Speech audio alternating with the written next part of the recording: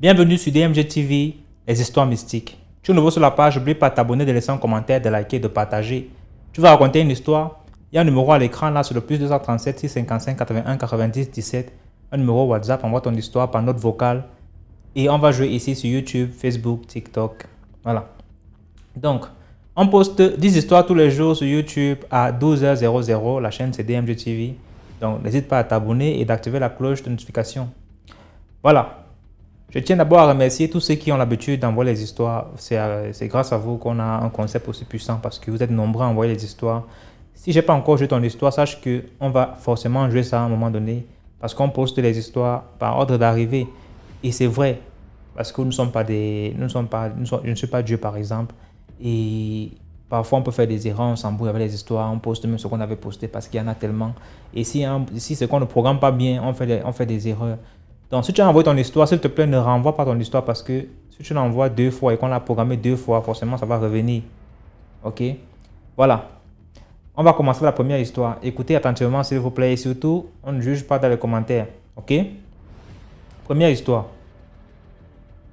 Bonjour DMJ, merci beaucoup pour tout ce que vous faites. Vraiment, ça nous instruit, ça nous éduque beaucoup et ça nous éveille. Vraiment, que Dieu vous bénisse. Bon, je viens vous raconter mon histoire. J'espère ne pas être très longue.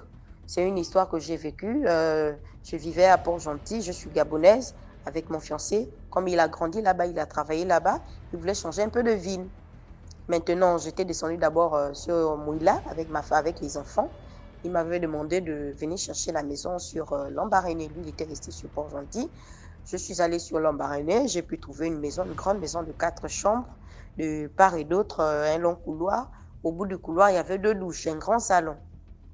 Donc, du coup, je suis redescendue sur Mouila pour prendre les enfants et faire un programme pour que nous nous rencontrions directement sur Lambaréné pour rentrer dans la nouvelle maison. Nous sommes arrivés dans la nouvelle maison. Lui, il est venu avec les effets. Ses parents sont venus nous accueillir pour nous aider à aménager. Du coup, ils nous ont aidés toute la journée. 18h est arrivé, ils étaient fatigués. Donc, ils ont demandé à partir. Mon fiancé les a accompagnés. Il a dit non, continue, tu t'es amené avec les enfants comme ils sont fatigués. Tu les couches et toi, tu m'attends. Voilà. Donc, il allait les accompagner. Il est aussi allé les donner un jus. Dans mon restant, j'avais une petite louange. J'étais amenée avec les enfants, ils étaient au lit. Mon restant, j'étais en train de faire le rangement maintenant du salon. Et du coup, j'avais la louange aussi allumée. J'ai commencé à entendre les pas au niveau du couloir.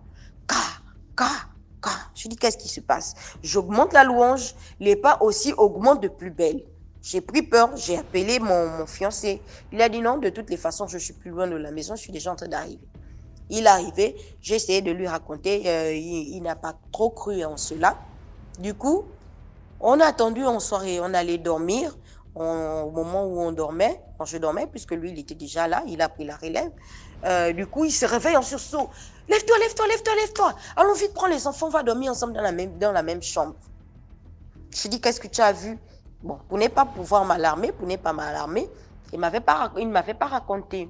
C'est le lendemain qu'il m'a raconté qu'il a vu une femme, tout vêtue de rouge, ouvrir la moustiquaire avec force.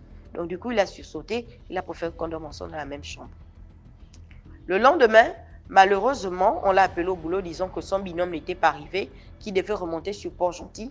Donc, je suis restée dans la maison seule. Lui, il était remonté. La seule chose qu'il pouvait faire, c'était de me donner l'argent pour la caution, pour chercher une autre maison avec les enfants à main, DMG. C'était compliqué. Je vous assure que quand il est parti en matinée, j'étais dans l'obligation de pouvoir faire des petits travaux, aller comprendre de l'eau, comme l'eau ne montait pas dans notre maison. Et je tiens à signaler que derrière la maison, il y avait 2 tombes. Bon, comme on se dit que, en théorie, que les morts qui sont morts, ils sont partis, ils ne reviennent pas.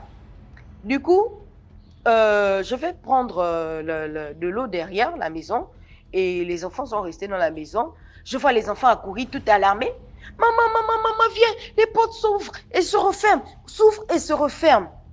Et effectivement, quand je suis allée voir, c'était le cas. Donc, aux environs de 9h, 10h, sa famille est arrivée puisqu'il avait signalé sa famille pour m'aider à aller chercher un autre loyer. Ils sont arrivés le temps juste de les expliquer. Les enfants jouaient au niveau de la terrasse. Quand ils jouaient au niveau de la terrasse, il y avait un fer DMG qui était censé attraper et soutenir la parabolique. Donc, c'était fixé, bien fixé à même le sol. Mais on ne comprend pas comment le fer a fait pour quitter le là et l'enfant a fait pour se plaquer à même le sol. Le fer entre la poitrine, au milieu même de la poitrine. C'est ma soeur, comme si Dieu a dit à ma petite soeur de guetter au travers de la fenêtre et voir le petit plaqué à même le sol. Le temps qu'elle crie, elle est déjà partie. Moi, je la suivais derrière. Quand elle a voulu tirer le fer, ça l'a projeté à une distance quand même d'1 mètre. Ça l'a projeté. Moi, autant quand je sors, l'enfant est parti et quitté de là. Je ne sais pas comment l'enfant a fait pour se dégager. L'enfant était tout traumatisé. La famille, ils ont vécu ça en live. La famille de ma belle famille, ils ont vécu ça en live. On était obligé de prendre les enfants, aller d'abord déposer chez ma belle famille et puis chercher la maison. On a cherché la maison, ce jour-là, on n'a pas trouvé. Mais comme chez ma belle famille, il n'y avait plus de place. Bon, et puis aussi, quand les gens, ils ont peur, on ne va pas les obliger de vivre les mêmes choses que nous. Personne n'avait voulu venir dormir avec moi, avec les enfants. Personne n'avait voulu héberger les enfants. Donc, on était obligé de revenir dans la même maison. Dans la même maison même, j'ai terminé, j'ai fait mes travaux très tôt, aux environs de 18 heures. J'ai pris les enfants, j'ai mis au lit. Moi-même, j'ai mis le sel partout. J'ai commencé à prier. J'ai prié, j'ai terminé de prier. À 21 heures, je me suis tenue au milieu du couloir, donc à la fin du couloir, au salon. En allant, je regardais les 2 douches qui sont fixées au bout du couloir. J'ai dit, moi, je suis pour nous. Vous ne me connaissez pas. Vous ne me connaissez pas, vous ne connaissez pas ma famille. Vous ne connaissez même pas d'où je viens. Et je vous assure que je vous lance un défi. Si vous voulez vraiment connaître qui je suis, embêtez-moi ce soir. Je vous lance un défi. Si aujourd'hui je suis embêtée, vous allez voir combien de fois nous les pour nous sommes plus que vous. Les MG, je suis allée dormir. Ce jour-là, je n'ai même pas vu comment le jour s'était levé. Je n'ai même pas vu comment le jour s'était levé. Et ma belle-sœur m'avait appelé pour me dire que elle a trouvé la maison. Ce jour-là, on a fait le déménagement. Je ne pouvais plus rester là parce que j'avais lancé un défi à des inconnus. Au sorti de là, j'ai mené des enquêtes sur la personne qui était dans la maison là. Les gens ne voulaient même pas me dire. C'était comme si c'était un mystère, comme s'il y avait des problèmes autour de cette maison. Au bout d'un moment, puisque à chaque fois que j'ai lancé mes investigations, j'ai laissé mon numéro de téléphone, il y a une fille qui m'a appelé, une jeune fille qui m'a appelé. Bonjour Tantine, bonjour, c'est vous la maman qui était dans la maison? J'ai dit oui, ma fille, oui, ma petite. Oui, bon, moi, je suis la fille de la femme qui restait dans la maison. J'ai vécu avec elle parce que quand on rentrait dans cette maison-là, ma maman était enseignante, elle était bien portante. Donc, au sorti de là, elle est sortie de cette maison dans une chaise roulante. La maman, là, ne parle plus. Elle ne parle plus. Elle a perdu la parole. Les choses qu'il voyait dans cette maison, c'était compliqué. Donc, les 2 tombes qui étaient derrière la maison, c'était les tombes de monsieur et dame qui appartenaient à la maison en question. Donc, c'était la famille, donc le frère qui s'était installé même dans le terrain, qui avait tué monsieur et dame. Donc, du coup, il se vengeait maintenant dans la maison. Merci DMG dans les commentaires. Voilà, merci beaucoup pour l'histoire. On passe maintenant à la deuxième histoire. Écoutez attentivement, s'il vous plaît. Bonsoir DMG. J'ai une autre histoire. La première que j'ai envoyée n'a pas encore été diffusée. Mais bon. Cette histoire m'a été racontée par ma maman. Je suis camerounaise et je vis aux Émirats arabes unis, principalement à Abu Dhabi. Ma maman m'a raconté cette histoire, j'étais encore toute petite. En écoutant les histoires, je me suis rappelée. Donc, elle me disait qu'il y avait... Vous voyez les fleurs avec lesquelles on faisait les barrières dans certaines maisons. Parce qu'à cause de leur résistance, ces fleurs avec des petits bouts rouges comme ça, on a l'habitude de planter dans certaines concessions et ça fait office de barrière. Donc, il y avait 2 amis au village, un autre qui avait ça comme clôture.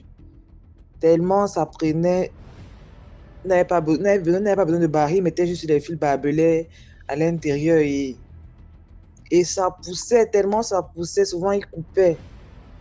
Et son ami a vu, ça l'a intéressé, mais quand il plantait sa part, après quelques temps, ça meurt. Alors que pour son ami, c'était tellement déjà grand qu'il coupait il coupait tout le temps pour jeter même, tellement ça grandissait. Comme ça qu'il va vers lui un jour pour dire que, mais tu vois, tes fleurs, depuis que tu as sémé, ça prend bien, tu n'as même pas besoin de barrière et c'est joli, tu coupes, tu tailles, tellement ça pousse. Je veux savoir comment tu fais pour que ça pousse comme ça. Peut-être la semence que j'ai qui n'est pas bonne. Mais j'ai dit, ah bon, tu veux aussi faire la barrière des fleurs comme moi. Il dit, oui, c'est tellement joli et tout. Il dit, ok, je vais te montrer pourquoi ma part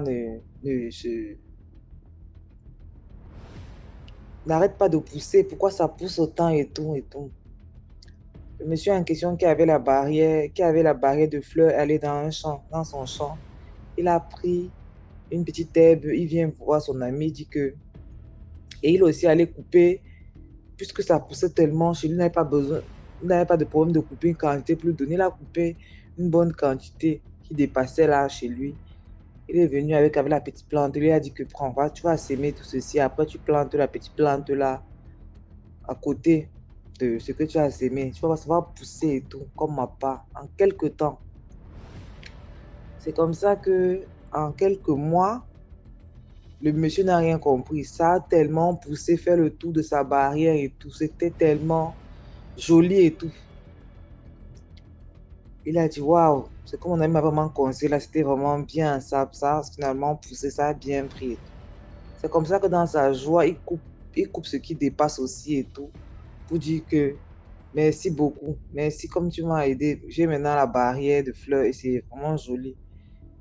Donc, j'ai coupé comme ça le surplus pour te remercier. S'il y a quelqu'un qui est aussi intéressé, à qui on peut donner le supplément si aussi ça l'aide parce que ça m'a vraiment fait du bien. Il dit que non, c'est pas un remerciement comme ça. Je t'ai donné une plante et tout ça et tout, mais on ne remercie pas comme ça. Tu n'as pas besoin de me remercier. En fait, même, je me perds un peu. Il lui avait dit que c'est quand ça va prendre, je vais te dire avec quoi tu vas me remercier. Donc, le monsieur a pris comme ça celui de couper ça. Il dit que voilà, j'ai pensé comment te remercier. J'ai pensé que c'était mieux de couper un peu pour venir te donner aussi encore. Il dit que tu me donnes quelque chose que je t'ai donné, pourtant j'en ai assez. Il dit que je manquais ça. Je ne manque pas, c'est pas comme ça que tu vas me remercier. Il fallait me demander, te dire ce qu'il faut pour me remercier. Il dit que, papa, excuse-moi alors, qu'est-ce qu'il faut alors vraiment pour te remercier? Il me dit que, comme ta femme là, avec ta femme, tu as 2 enfants, un garçon, une fille et une fille. Donc tu vas me donner soit un de tes enfants, soit ta femme. Parce que cette plante-là a besoin de boire du sang. Le monsieur dit que tu as dit quoi? Il dit que oui, ce n'est pas simple. Parce que si tu ne me donnes pas ta femme ou un de tes enfants, ça sera compliqué pour toi. C'est comme ça que c'est ce que cette plante réclame. Le monsieur dit que ah, donc c'était de ça qu'il s'agissait et tu ne m'as pas dit. Tu ne m'as jamais dit. Il dit que oui, c'est ça qu'il s'agit. Il dit ok. Une histoire vraie qui s'est passée dans mon village. Le monsieur est rentré chez lui. Allait prendre sa machette. Limer à 100 degrés. Qu'est-ce que je dis même? Limer sa machette de tous les côtés. Aller aller à la cuisine, se déshabiller tout nu comme on l'avait accouché. Se oindre avec la cendre, la tête aux pieds. Aller dans sa clôture, déraciner cette plante-là, arrêter à main. Commencer à marcher vers la direction de la maison de son ami. 1, 2, 1, 2. Dès qu'il arrive dans la clôture, avant d'arriver dans la maison de son ami, il y avait beaucoup de bananiers que son ami avait semé dans sa cour et tout. Dès qu'il touchait seulement le bananier avec la machette, le bananier tombait. Il a commencé à découper tous les bananiers, découper. Et quand il passait, les enfants guettaient. Dans le temps de quitter de chez lui pour son ami. C'était dans le même quartier, mais c'était pas à côté. Donc tout le monde disait que papa, qu'est-ce qu'il y a, papa tel? Comment il est devenu fou? Qu'est-ce qui se passe? On guette, qu'est-ce qui ne va pas? Il ne gérait pas. Dès qu'il avait son ami, il découpait seulement tout. Il découpait tout le bananier qu'il voyait. Il découpait. Dès que son ami dit que mon ami, c'est quoi que ton ami est? Avant que je ne change, avant qu'il te découpe comme il découpe tes bananiers là, reprends la tente que tu m'as donnée. Allez, reprends ça. Reprends. Le gars dit que non, je ne vais pas reprendre. On ne prend pas son. Il dit que tu veux réfléchir. Tu commences encore à bégayer. Je te découpe pour découper tes bananiers. Si, prends ça. C'est comme ça que son ami, dans la peur, a tremblé et prendre la plante.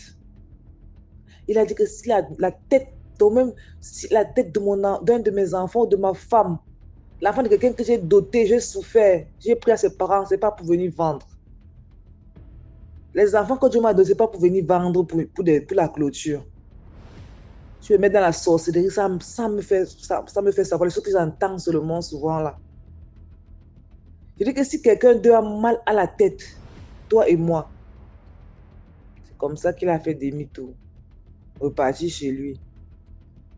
Il était aux environs, quand il faisait, c'était aux environs de 16 heures comme ça. À 5 heures le matin, on appelle pour dire qu'il entend les pleurs. Son ami est décédé.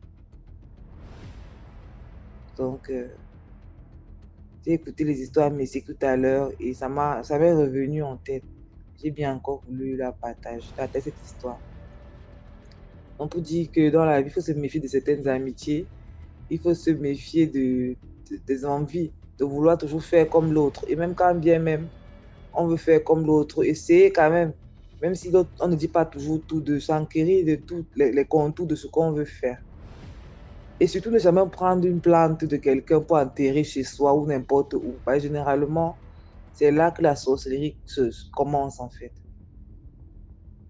Prends la plante si tu enterres un peu chez toi. L'herbe ici va te protéger. Généralement, c'est la sorcellerie ou c'est les serpents qu'on donne aux amis. C'est l'histoire que je voulais partager avec vous. Merci DMG pour tout ce que tu fais. À bientôt. Bye bye. Voilà, merci pour l'histoire. On passe maintenant à la troisième histoire. Bonsoir, je suis un homme de Dieu. Je vais vous raconter une petite histoire qui a eu lieu il y a de cela 12 ans. J'étais pasteur adjoint dans une église et j'avais organisé 7 jours de délivrance et de prière de feu. Et subitement, une jeune fille s'est incrustée. Je ne savais pas d'où elle venait. Et elle est entrée. C'est l'église de Dieu, donc forcément, on chasse personne. Et lorsqu'elle est entrée, elle allait s'asseoir au dernier banc. Et pendant que j'étais en train de prier, je sentais qu'il y avait comme en fait un blocage au sein de l'église, comme si quelque chose était en train en fait, d'empêcher les gens de recevoir leur délivrance. En fait, c'était la jeune fille derrière qui était en train de le faire. Et puis, j'ai insisté, conduit par l'esprit, et puis elle est tombée là-bas. Et lorsqu'elle est tombée, elle disait qu'elle voulait boire de l'eau. Et les gens ont voulu l'amener pour qu'elle boive de l'eau. Et puis, divinement averti, j'ai dit aux gens, non, ne l'amenez pas boire de l'eau. Et j'ai reçu que c'était une entité des eaux. Donc maintenant, quand j'ai insisté et appelé le feu de Dieu sur elle, c'est là où elle a commencé à dévoiler. L'histoire, c'est que, en fait, elle venait du royaume des eaux. Donc maintenant, comme elle est spirituelle, comme cette entité est spirituelle, elle ne pouvait pas venir spirituellement parce qu'il y avait des anges qui bloquaient au niveau de l'église. Il fallait qu'elle trouve un corps physique. Elle venait du royaume des eaux de Kribi. Moi, j'étais à Yaoundé. C'est comme ça qu'il y a eu un accident quelques jours avant.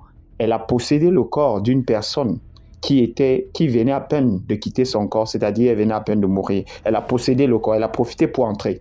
Et c'est comme ça qu'un des corps a disparu. Elle est passée par cette fille. Elle a réussi à venir ici à Yaoundé parce qu'elle a été envoyée en mission pour me tuer. Parce que je venais de passer 3 mois de délivrance pour libérer des personnes des esprits des eaux, dont la reine des eaux de Kribi, elle était déjà fâchée. Elle était déjà fâchée de mon travail, du coup, il fallait m'éliminer. Elle a reçu les pleins pouvoirs de la Reine des Eaux pour venir m'éliminer. Mais malheur pour elle, c'est que ce jour, j'étais vraiment très connecté et le feu de Dieu l'a désarmé. Je vous raconte cette histoire pour vous faire comprendre une chose, c'est que cette femme n'était pas un être humain, mais c'était une sirène des eaux qui a pris le corps de quelqu'un qui venait à peine de mourir et qui est venu pour me tuer, moi, un vivant. Elle est venue pour me tuer, mais Dieu a empêché qu'elle réussisse à me tuer parce que j'étais vraiment connecté à Dieu et parce que je suis son serviteur. Juste pour vous faire savoir que ce monde, il y a des êtres qui existent que vous ne soupçonnez même pas l'existence. Ils sont parmi nous. Il y a d'autres qui ont la possibilité de quitter l'autre monde pour venir ici. Mais comme ils ont besoin d'un corps physique, c'est pour ça qu'ils sont obligés de posséder certaines personnes, parfois qui sont déjà mortes, parfois qui sont encore vivants et qui ont certains liens de sorcellerie qui leur ont été donnés. Donc, c'était ce que je voulais partager avec vous. Je prie vraiment que le Seigneur fortifie tous ceux-là qui ont perdu les membres de leur famille et qui sont utilisés mystiquement par les forces des ténèbres pour pouvoir les atteindre, que ce soit par les rêves, que ce soit physiquement. Que Dieu vous bénisse. C'était ce que je voulais partager avec vous. Merci pour l'histoire. Commentez, likez, partagez. N'oubliez pas de liker, s'il vous plaît. 4e histoire.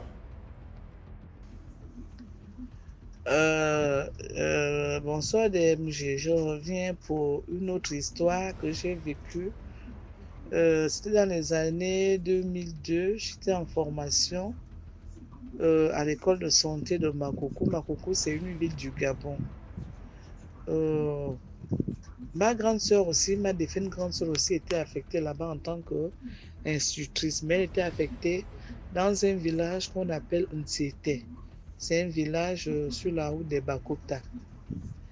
Et mon conjoint était militaire dans la ville de Makoko. Et c'est comme ça qu'était arrivée l'épidémie Ebola. On a envoyé mon conjoint dans le même village que ma grande sœur était affectée. Lui, il était parti là-bas en mission d'Ebola. Et c'est comme ça qu'un week-end, ma grande sœur, comme elle venait les vendredis, elle partait le lundi matin, elle est arrivée, elle m'a dit, ah, ton conjoint a dit que depuis qu'il est parti en mission depuis 3 mois, tu ne cherches même pas à descendre là-bas pour visiter et tout. Je dis, ah, on a peur parce que Ebola, ce n'est pas une maladie qu'on joue avec. Donc, du coup, on a peur de visiter les gens qui sont en caserne. Bon, comme il a envoyé l'information, ça veut dire que c'est vraiment pas aussi dangereux que ça. Donc, je peux aller. Donc, il faut lui dire que dans 2 semaines, je serai là-bas. Et c'est comme ça qu'un vendredi, je suis partie, j'ai fait des courses, je me suis arrêtée. Je suis descendue à l'école où était logée ma grande sœur. Et après, je suis montée chez le chef où les militaires étaient logés pour aller signaler à mon conjoint que j'étais là. Il m'a donné la viande. Je suis descendue à la maison. C'est comme ça que je vais derrière la maison pour brûler la gazelle et dépecer. J'ai ressenti une présence comme s'il y avait quelqu'un qui me lorgnait, comme s'il y avait quelqu'un qui m'observait. Bon, j'avais peur. Je dis, ah, en plein 15 heures, j'ai peur de quoi? Bon, j'ai même appelé mes nièces, les filles de ma défunte grande sœur. La première avait 9 ans par là, l'autre était dans les 7 ans. Je dis, ah, venez me trouver ici, là, derrière. Mais je ne voulais pas montrer aux enfants que j'avais peur. Et c'est comme ça, en soirée, mon ami est descendu avec son chef. Ils sont venus manger, ils sont repartis. Maintenant, quand il est reparti, il m'a dit, ah, c'est pas sûr que je peux descendre pour dormir. Hein? J'ai dit, ok, il n'y a pas de problème. Il est parti. Maintenant, dans la nuit, la grande me dit, ah, je t'ai fait la chambre. Je t'ai arrangé la chambre. La grande non, ça ne servait à rien de te déranger. Je peux mettre mon matelot au salon. C'est comme ça que j'ai mis le matelot au salon. Mes nièces et neveux aussi. Oh, tante, nous aussi, on vient dormir avec toi. Il n'y a pas de problème. Les enfants aussi ont soulevé leur matelas. Ils m'ont rejoint là au salon, on a dormi. Voilà, maintenant, vers 22h, on attend. Quand on demande c'est qui, oh, c'est mon ami. Il a dit, oh, finalement, le chef m'a autorisé à venir dormir ici. J'ai dit, ok, il n'y a pas de problème. On a veillé un peu. On s'est allongé, on a dormi. Maintenant, vers minuit par là. Oh, j'ai ressenti une fraîcheur qui n'avait pas de nom. C'est même la fameuse fraîcheur qui m'a réveillée. J'avais froid. J'ai réveillé mon ami. J'ai dit, amour, réveille-toi. C'est comment? Je dis, j'ai froid. Il me dit, oh, tu as froid comment? Je dis, j'ai froid. Comment tu peux avoir froid alors que je suis à tes côtés? Je dis, non, ce n'est pas de cette fraîcheur-là qu'il s'agit, la fraîcheur où tu vas me réchauffer, non. Je te dis bien que j'ai froid. C'est comme ça qu'il m'a pris dans ses bras. Il a constaté que j'étais en train de frissonner. Il me dit, mais attends, ça devient sérieux? Il s'est levé, il a cogné la grande sœur. La grande sœur est sortie avec une couverture. Elle m'a massé avec le matelantum rouge, elle m'a couvert. Mais rien, rien. On m'a donné des effiralgans, rien. Je dis, je n'ai pas la fièvre, j'ai seulement froid. On me dit, non, parfois, tu peux avoir la fièvre interne. Bois l'effiralgan, j'ai pris rien. J'avais froid. On a veillé là, à 4h30. Mon conjoint a dit, ah, il faut que je rentre parce qu'on doit lever les couleurs à 6h. Donc, il faut que j'aille vite parce qu'après la levée des couleurs, je vais expliquer au chef ce qui s'est passé. S'il peut me libérer la voiture pour que je t'amène en ville, au cas où ça s'aggravait, j'ai dit, ok, il est parti. Je suis restée là avec la grande soeur et les enfants. Maintenant, vers 5h30 par là, brusquement, j'ai commencé à transpirer. Je n'avais plus froid. Ah, ça c'est quelle affaire? Je n'avais plus froid. Et c'est comme ça que mon conjoint aussi, dès qu'il est arrivé, ils ont fini de lever les couleurs. Il était maintenant en train d'expliquer à son chef, l'adjudant-chef-major, qui était le chef de mission, ce qui s'est passé que, où je suis partie là-bas, l'enfant de Tuyau, je ne sais pas ce qui ne va pas. Toute la nuit, on n'a pas dormi. Elle se plaignait d'une fraîcheur inexplicable. Et le chef du village était, comme c'est chez le chef qu'ils étaient logés. C'est comme ça que le chef du village lui demandera que, attends, quoi, tu as une famille à l'école là? Il a dit, oui, j'ai ma belle-mère là à l'école, la grande sœur de ma conjointe, elle est là à l'école. C'était l'institutrice, la jeune dame noire mince. Il a dit, oh, ah bon, oh oui. Après, le chef du village s'est tué. C'est comme ça que l'adjudant-chef lui a demandé que, mais attends, chef, vous vous taisez, il y a quel problème? C'est comme si tu nous cachais une information. Il dit, ne parlez pas à haute voix, ce sont des problèmes. La maison que la jeune dame habite là, il y avait un enseignant qui était mort dedans. Donc, du coup, l'école est restée fermée pendant 3 ans. Lorsqu'on a réouvert l'école cette année, c'est là où on a logé la femme dans cette maison-là. Oh, mon conjoint a piqué une crise. Elle dit, non, ce n'est pas sérieux. Chef, est-ce que vous êtes sérieux quand vous parlez comme ça? Non seulement c'est une maison qu'il fallait désinfecter, il fallait appeler le service d'hygiène pour désinfecter la maison. Et en plus, il fallait aussi appeler les religieux pour qu'ils passent faire des prières dans cette maison-là. Est-ce que vous trouvez normal que quelqu'un était mort dans cette maison et vous logez une jeune dame avec des enfants en bas âge dans cette maison-là? Je dis que, vraiment, vous avez raison, hein. Donc, c'était le genre d'enseignant qui buvait beaucoup. Donc, quand il partait même en ville sur Makoko prendre l'argent, il pouvait me taper 1 mois, des semaines là-bas, il abandonne les cours. Parfois, quand il est au village, il laisse les enfants en classe, il est dans nos villages en train de boire le vin. Donc, du coup, ils l'ont cherché pendant 2 jours. Donc, pendant que les villageois, eux, disaient qu'il est sûrement en ville comme d'habitude, il a encore abandonné les cours. Et la famille aussi en ville disait que, sûrement, il est en TT ou il enseigne. Donc, le pauvre monsieur était déjà mort dans la maison. C'est maintenant quand les femmes du village, vous savez que dans les villages, dans les écoles sont parfois un peu éloignées du village, elles sont à l'écart, les écoles sont parfois à l'écart. Donc, il y avait comment on appelle ça? La banane douce, le saléon, qui était en train de mûrir derrière les logements de l'école. C'est comme ça que les femmes ont décidé d'aller couper. C'est maintenant une troupe de mouches qui les alerte. Ils voient maintenant plein de mouches dans la maison. Et les femmes ont couru maintenant chez le chef, aller appeler le chef. Oh, on voulait aller couper la banane qui est en train de mûrir là-bas, mais on voit plein de mouches dans la maison de l'enseignant. Quand ils sont venus casser la maison, l'enseignant était déjà en état de décomposition avancée. Donc c'est comme ça qu'ils ont appelé les autorités et tout. Et l'école est restée fermée. Et ils n'avaient jamais signalé cela à la grande sœur. C'est là où la grande sœur a dit que, quand mon conjoint est venu nous dire ça, il m'a dit, tu fais ton sac, tu vas rentrer sur la coco. Tu peux pas continuer à rester dans une maison comme ça, là. Donc, c'était une maison hantée. La présence que je ressentais avec la fraîcheur dans la nuit, c'était cette présence-là qui me signalait qu'il y avait quelque chose qui s'était passé dans cette maison. Et donc vraiment, du coup, je suis montée sur ma coco avec la grande soeur et les enfants. La grande soeur est revenue un autre jour, maintenant avec un TM, pour enlever ses effets qui étaient dans la maison. Elle n'est plus jamais repartie là-bas.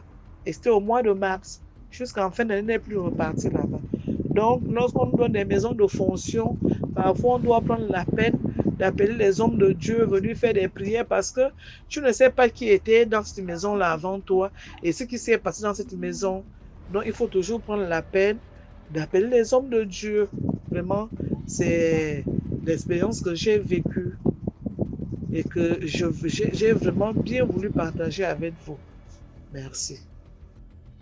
Merci pour l'histoire. Commentez, likez, partagez. Voilà, on passe à la 5e histoire.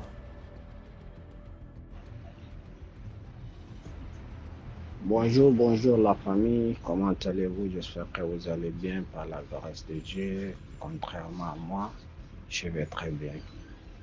Et également DMG, on te remercie sincèrement pour le travail que tu fais. C'est pour sensibiliser les gens, surtout la jeunesse. Surtout de nos jours, il y a certaines personnes qui aiment la vie facile, nos frères, nos sœurs. Et vraiment, beaucoup de courage et merci une fois de plus. Bon, je vais vous raconter une petite histoire. C'est une histoire, mon histoire à moi. Et vous allez m'excuser aussi, je ne m'exprime pas trop bien en français et je suis arabophone. Je suis en Guinée équatoriale. Je suis à Malabo, la capitale. Et je suis un peintre. Je suis un peintre. Et j'ai eu la chance à connaître ce travail parce que j'ai fait la Libye et j'ai appris ce travail avec les Syriens. Et maintenant, je suis en Guinée équatoriale. Bon, je travaille dans une société de la première dame qu'on appelle ABC Construction. Je suis un peintre et on est en train de travailler au palais présidentiel et il y a un monsieur qui nous a aperçus travailler, moi et mes collègues, parce que j'étais le chef peintre. On faisait la décoration et tout ça. Le monsieur en question, il m'a vu et il m'a salué et tout ça. Il m'a dit, vraiment, tu es un professionnel, tu connais très bien ton travail et j'ai une maison, j'aimerais bien que tu vas aller me finir le travail dans ma maison qui ne se trouvait même pas ici à Malabo, mais plutôt la maison était à Bata. Pour ceux qui connaissent la Guinée équatoriale, la maison se trouve à Bata et lui il a une maison à Bata, mais la maison en question que nous devons partir travailler se trouve dans son village qui est le village du président. Ok. Je lui ai fait comprendre que moi, monsieur, je travaille dans une société, donc moi-même personnellement, je ne peux pas décider de partir pour faire votre travail. Il m'a dit non, t'inquiète, donne-moi ton numéro et je vais t'appeler. Et c'est comme ça, le monsieur, il a pris mon numéro. 3-4 jours après, il m'a appelé, il m'a dit bon, j'ai déjà parlé avec le directeur de votre société. J'ai déjà parlé avec le directeur de votre société et la fin de cette semaine, qui sera un samedi, vous allez venir à Bata. Moi, je lui ai dit d'accord, mais le problème qui se pose est que moi, je ne connais pas Bata. Je n'ai personne à Bata. Et puis, si c'est un chantier qui est tellement grand, j'ai besoin de partir avec les travailleurs. Mais plutôt, c'est ici à Malabo que moi, j'ai les travailleurs. Alors, le monsieur en question, il me dit non, vous pouvez aller à l'agence où on coupe le billet de l'avion, Seiba. Et puis c'est comme ça, nous sommes partis. Et il me dit non, il faut juste dire mon nom. Moi, je lui ai dit, bon, moi, je suis avec mes travailleurs au nombre de 8 personnes. Il me dit non, il n'y a pas de problème, allez-y. Dès que tu arrives à Seiba, tu dis mon nom. D'accord? Je suis parti. Et puis, je ne vais pas prononcer le nom de cette personne. Je suis parti. Bon, je peux dire, c'est pas son vrai nom, mais en fait, je vais dire Jean. Je suis parti à l'agence. J'ai vu à la secrétariat. J'ai dit, bon, monsieur Jean m'a envoyé. Elle me dit, monsieur Jean, elle a pris le téléphone, elle a appelé. Et puis, elle me dit, vous êtes au nombre de combien? Moi, j'ai dit, au nombre de 9 personnes. Et puis, c'est comme ça. On nous a donné le billet d'avion. 9 personnes. On est parti à Bata. On est descendu à l'aéroport. On l'a appelé. Il a envoyé le chauffeur. Et quand même je l'ai appelé, ça trouve que lui-même, il était déjà à Bata. Arrivé à Bata, le chauffeur est venu nous prendre. On est parti chez lui à la maison. Mais le monsieur, il avait... Ce n'était pas une maison, mais je dirais un palais.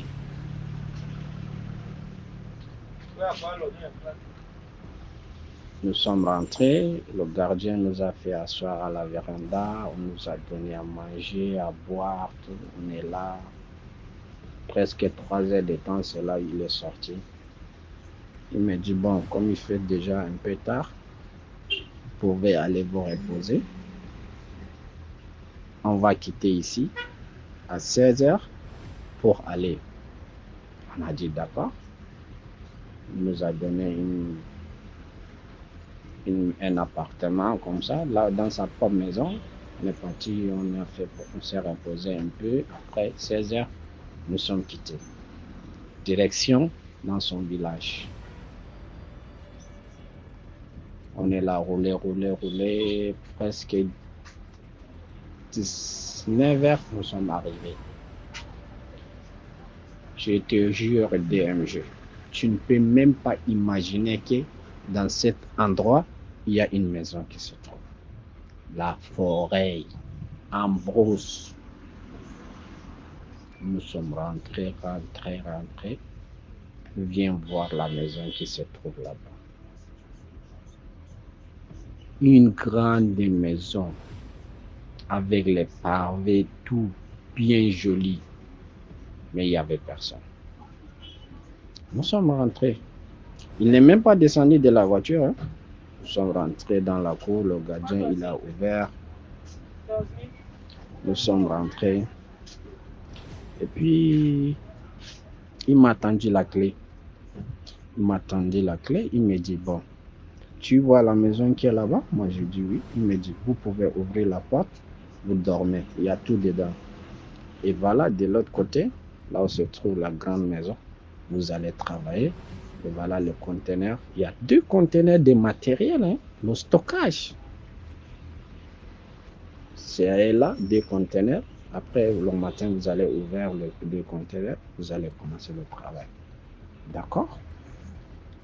Il a démarré, il est parti. Bon, moi, personnellement, comme les gens appellent souvent, j'ai mon protection sur moi. Que mon grand-père, il nous avait offert. Nous tous, nous avons ça sur nous. J'ai juste mon protection au niveau du rein. J'ai attaché ça. DMG. Je mets la clé, je ouvre la porte. Ma protection me prévient que ici, ce n'est pas bien. Parce que ça te sert au niveau du rein. Tu te rends compte qu'ici, tu n'as rien à faire ici. Ça m'a serré au niveau du rein. En même temps, j'ai tiré la porte, j'ai fermé. J'ai dit à mes gars, bon, on va marcher. On va arriver un peu en ville. Même si c'est au village, je suis vraiment arrivé en ville. On peut trouver une auberge qu'on peut dormir et le lendemain matin, on peut revenir. On est sorti, on a commencé à marcher. Et heureusement, on a vu un camion qui venait. Et puis le camion nous a pris quelques mètres. Et puis on a trouvé une auberge. On a dormi. Mes gars étaient là, non, toi tu es comme ça, comme c'est toi qui as eu le travail. Voilà une belle maison. Moi, je n'ai rien dit. On est arrivé à l'hôtel. J'ai payé. On a dormi. Le matin, nous sommes revenus dans la maison. On a ouvert le conteneur, on a pris le matériel de qualité. Hein? Ce n'était même pas un grand travail. On est monté, pam, pam, pam, pam, on a enchaîné le travail, pam, pam, pam. 17h, 16h, 15h, 16h, on a fini le travail. On a pris la voiture. Direct, nous sommes montés à Bata. Arrivé à Bata, on a tapé la porte. Le gardien, il a ouvert la porte. Nous sommes rentrés. Nous sommes rentrés. Toujours la même place. On est assis au véranda. La dame en question, quand elle est sortie, elle nous a vus. La seule mot qui est sorti dans sa bouche, vous êtes vivant. Elle dit, vous êtes vivant. Elle est rentrée dans la chambre, elle a pris l'argent. Elle était furieuse. Elle est fâchée. Elle a pris l'argent, 3 millions. Elle nous a jeté ça en pleine figure. Sortez de ma maison. Sortez. Elle était vraiment, vraiment énervée. C'est là, moi j'ai commencé, on est sorti, on a pris l'argent, on est sorti et puis directement nous sommes rentrés à Malabo. Et c'est comme ça que j'ai commencé à expliquer à mes gars et même ils étaient étonnés. Ils étaient étonnés. En fait, je n'ai pas bien expliqué. Quand nous sommes d'abord sortis, quand on a fini le travail, derrière la maison, il y avait un champ. Il y avait un champ là-bas. On a contourné un peu, juste de la curiosité pour savoir. Il y avait un vieux qui avait le champ. Il était là avec sa femme, avec ses enfants. Et il nous dit, mes enfants, qu'est-ce que vous êtes venus faire ici? C'est là où nous les dit, non, on est venu travailler ici. C'est là où le monsieur, il dit, Pareil, sa femme aussi, elle dit, C'est là où moi, je dis, papa, pourquoi tu vous dites, Il dit, est-ce que vous connaissez le monsieur là, combien de personnes il a amené dans cette maison et ils ne sont plus ressortis? C'est ce que le vieux nous dit. Là, moi, j'étais vraiment, je t'ai dit, dépassé. J'étais vraiment dépassé. Et c'est comme ça, nous sommes sortis. Et puis, c'est comme ça. Ça, c'est mon histoire à moi. Merci beaucoup pour l'histoire. Maintenant, on va passer à la 6e histoire rapidement. Voilà, voici une autre histoire que je vais raconter, qui concerne, n'est-ce pas, ma famille paternelle, donc mon père et sa maman, donc, qui est ma grand-mère. Donc ma grand-mère, elle a quitté son village pour aller se marier dans un autre village. Sauf que le monsieur qu'elle épousait dans le village là venait d'un foyer polygamie. Et malheureusement, c'est son mari qu'on choisissait pour le successeur du défunt papa. Je ne sais pas si vous comprenez bien ce que je veux dire. Du défunt papa, donc de mon arrière-grand-père. Mais comme lui, il était tellement chrétien, croyait à l'église, il croyait à tout ce qui était église. Il n'avait jamais été pauvre. Donc, il épouse ma grand-mère, il accouche mon père, il accouche... Elle me dit qu'en dehors de mon père, parce que mon père, il est de teint noir, hein, et il était, autant pour moi, parce que même mon père ne vit plus, perd son âme. Mon père, il était de teint noir. Donc, il y a eu d'autres enfants qu'elle a eu, donc elle a perdu peut-être 2 enfants avant mon père. Elle a perdu 2 enfants avant mon père. Et après, elle a eu mon père. Après, elle a eu ma tante qui est vivante, qui est encore vivante. Après, elle a eu un autre oncle, très brun, comme un métis. Que cette fois-ci, on ne l'a pas tué, mais on l'a rendu, on l'a gâté en fait. Je vais revenir sur l'histoire de mon oncle. Ils l'ont gâté là-bas. Et donc, quand ça devenait vraiment chaud, et les consanguins de mon défunt grand-père ne voulaient pas que ce soit le successeur, on commençait à le persécuter. Il ne pouvait pas commencer à traîner partout avec ma grand-mère et les enfants. Donc, il a dit à ma grand-mère, retourne chez vous avec les enfants. Et si tu te trouves un autre mari, eh ben, marie-toi. Marie-toi et oublie, fais ta vie, que Dieu te bénisse et tout. C'est comme ça qu'il est parti. Il est mort là-bas dans un village. Je ne sais pas si je cite le nom aussi, ça va faire référence. Il est mort dans une cathédrale, toujours d'un autre village là-bas à l'ouest. Il a été enterré là-bas à la cathédrale. Bon. L'histoire mystique qui a trait avec, voilà, le lien des ancêtres et tout, voilà, c'est le fait que après ça, ma grand-mère elle s'est remariée à un enseignant dans notre propre village. Lui, il aimait tellement ma grand-mère qu'il est venu, bon, on l'avait affecté dans mon village. Il était un enseignant à l'époque là. Il est venu enseigner dans mon village. Il a trouvé ma grand-mère. Il a accepté ma grand-mère malgré les 3 enfants déjà qu'elle avait et tout. Et il a épousé ma grand-mère. Il a fait tout. Il a tous les biens qu'il avait, c'était au nom de ma grand-mère. Sauf que il y a eu un sort qu'ils avaient eu en sortant de là. Ma grand-mère, jusqu'à l'heure actuelle, a une plaie inguérissable. Mon père avait cette même plaie-là. Il a guéri de cette plaie au moment où il mourait. Donc, il a guéri de la plaie quand on se disait que enfin, la plaie de papa est partie et tout. C'était peut-être 1 mois comme ça, avant sa mort, que la plaie a disparu.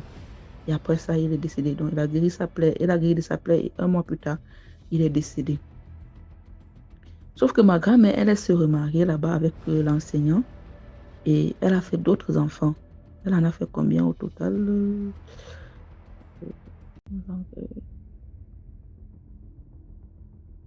3.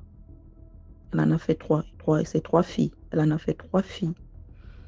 Et mon père était le seul garçon normal et le seul garçon en tant que l'aîné de ma grand-mère et le seul qui a fait des enfants. Et donc, eux, n'est-ce pas, ils pensaient que cet héritage-là, ce sort-là, ça ne pouvait que... Parce qu'on dit toujours chez nous que la première personne qui dote une femme, c'est lui qui a l'autorité sur la femme jusqu'à la terre finie. Le premier monsieur, là, il avait doté ma maman, malgré qu'il ne croyait pas aux traditions et tout. Il avait doté ma grand-mère, malgré qu'il ne croyait pas aux traditions et tout. Voilà.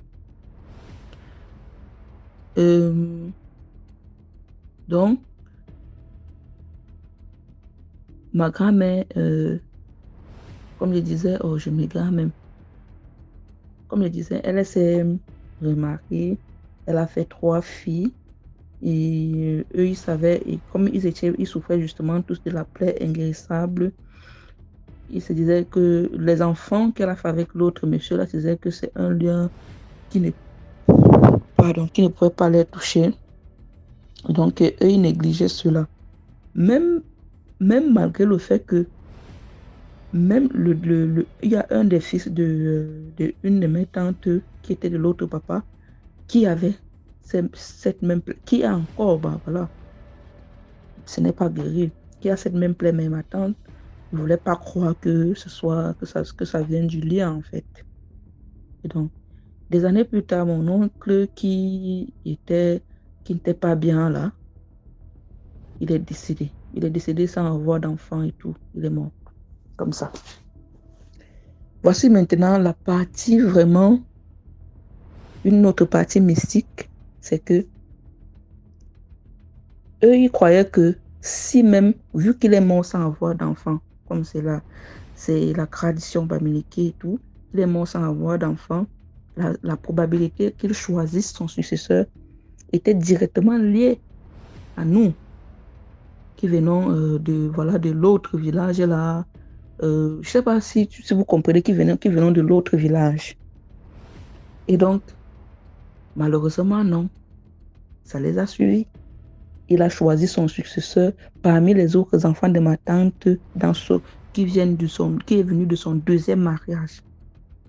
Et un enfant très intelligent qui n'avait jamais échoué, même pas une seule classe. L'année où ça le prend pour la première fois, il faisait premier. Il est parti pour composer. Un enfant qui n'a jamais échoué, il a toujours les bonnes notes. Il est parti composer. Il tombe malade. Bon, les 2 premières années, parce qu'il a fait 3 fois. Les 2 premières années, ça ne lui a même pas donné l'opportunité. Dès que la période des examens approche, le gars tombe malade. Dieu merci seulement qu'il avançait tellement qu'il avait l'avance sur ses études. Donc, il avait un certain niveau sur ses études, qu'il avait de l'avance, quoi. Voilà. Il n'était pas comme les autres enfants ordinaires qui évoluaient avec leurs âges normaux. Il avait de l'avance. 2 fois, il tombe malade, il n'a même pas l'opportunité de composer. 3e fois,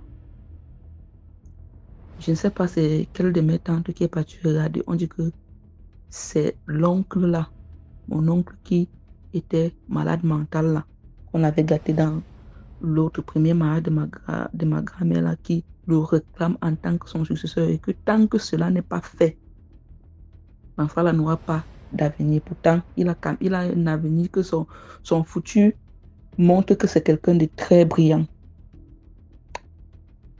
C'est comme ça que ma tante dit, il vivait chez la petite soeur de sa maman, à Bomba. Il vivait chez la petite soeur de sa maman. Donc c'est comme ça que ma tante dit, parce qu'elle-même, elle est infirmière. La petite soeur de sa maman, là, elle était infirmière, parce que père son âme, l'année passée aussi, on l'a perdue. Elle était infirmière. Elle dit que, ok, elle est partie avec l'enfant malade au village.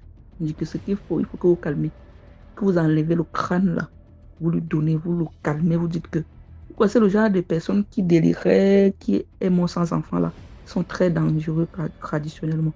On a retiré le crâne, on a mis dans les mains de mon cousin, on a parlé, on a dit voilà papa. Non, on est parti d'abord mettre l'arbre de paix pour calmer. Dans un premier temps, on a mis l'arbre de paix pour calmer. Que tu pardon, laisse-le composer et tout. On te promet qu'on va revenir. Dis, le gars était couché malade. Ma tante est partie mettre l'arbre de paix seule. Et puis elle revient maintenant. On l'a admis en salle d'examen, exceptionnellement en tant qu'infirmière. Elle a tenu la perfusion du garçon. Il a composé le probatoire. Étant sous perfusion. Quand il regarde souvent l'histoire là comme ça, il dit que yes. Il a composé étant sous perfusion. Et après ça, on l'a amené au village. On a fait les rites, on a levé le crâne, on a mis dans ses mains, on a dit que oui, tu l'as choisi et tout. Voilà, on te dit désormais, c'est lui qui sera le gardien de ton crâne et tout. On te le confie. C'est ton enfant. Il sera ton représentant ici-bas et tout. L'année là, le gars a validé son probatoire. L'année qui suit, il a eu son bac. Après, il est parti à l'université. Au jour d'aujourd'hui, il est professeur à l'université. Je vous le dis. Ça, c'est pour dire, c'est pour nos trucs. Beaucoup de gens croient que c'est du superficiel et tout. C'est nos C'est notre tradition. Et une fois qu'on est attaché à cela, il faut juste avoir les yeux ouverts pour pouvoir comprendre et y croire. Quand on te dit quelque chose, ne t'entête pas. Parce qu'il y a des gens même que malgré qu'on les explique, ils continuent à s'entêter. Et il y a aussi une autre leçon de vie là-dedans qui montre qu'ils avaient passé tout le temps à négliger cette histoire de plaies inguérissables et tout là, parce qu'ils se disaient que non, ça venait de l'autre village, là, du premier mariage de ma grand-mère, et que ce n'est que nous que ça concernait. Et je vous assure que c'est à partir de l'histoire de mon cousin, de mes cousins là, qu'ils ont compris que le lien était tellement fort et que le premier qui avait doté ma grand-mère venait de ce village-là, en fait. Merci. Merci beaucoup pour l'histoire. Là, on passe à la 7e histoire. Bon, voilà, bonsoir DMG. Je vais expliquer une autre histoire et puis je vais m'arrêter là. Je crois que comme je vis encore la chose, je vais pas trop expliquer. Tant que je ne sors pas de là, je ne pourrai pas parler d'autre chose. Mais je parle de celle-là parce qu'elle est importante pour, je crois qu'elle va servir à beaucoup de personnes, surtout à ceux qui aiment faire le bien. Voilà, c'est encore le règne de la Côte d'Ivoire. Lorsque les histoires ont commencé chez moi et qu'on avait découvert qu'il y avait le petit frère de mon mari qui est sorcier, il est parti, je me suis dit, ben, je ne veux plus un membre, parce que ça nous a rapprochés quand même, mon mari et moi, cette histoire-là.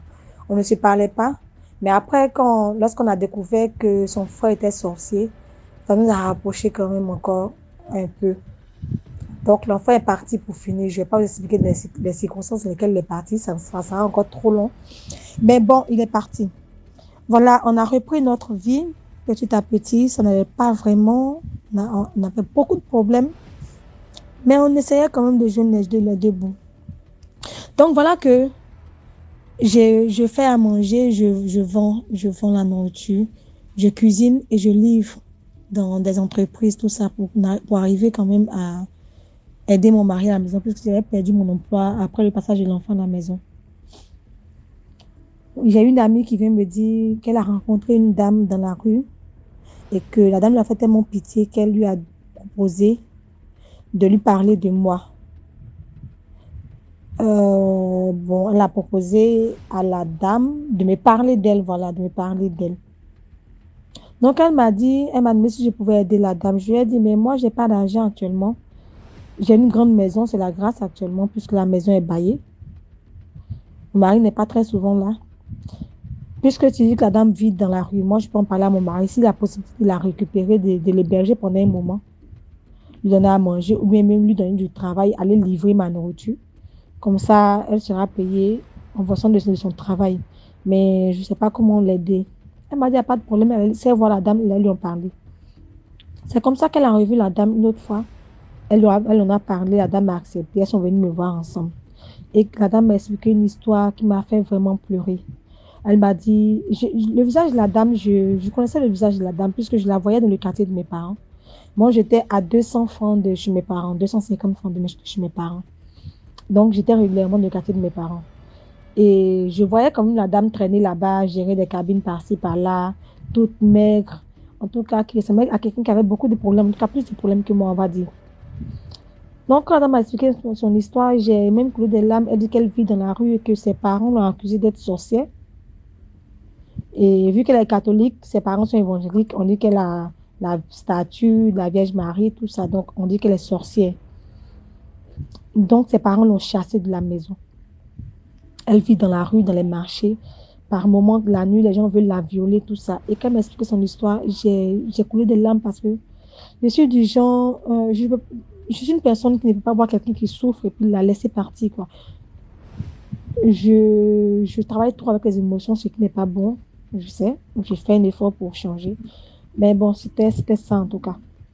Donc, je lui ai dit, ben, moi, j'ai rien à t'offrir. Ce que je peux faire, c'est le gîte. Mais je ne vis pas seule, je suis avec mon mari. Je vais lui en parler. S'il est d'accord, on va te garder. Mais pour le moment, voici un peu d'argent. Rentre à la maison. Rentre où tu es, où tu dors d'habitude. Et reviens me voir demain. Donc, mon mari est rentré le jour-là. Je lui ai dit, voilà, j'ai rencontré une dame, voici. Il n'était pas du tout d'accord. Je lui ai dit, ben, actuellement, on s'est mariés On est deux de notre histoire avec les enfants. Maintenant, les gens meurent vite.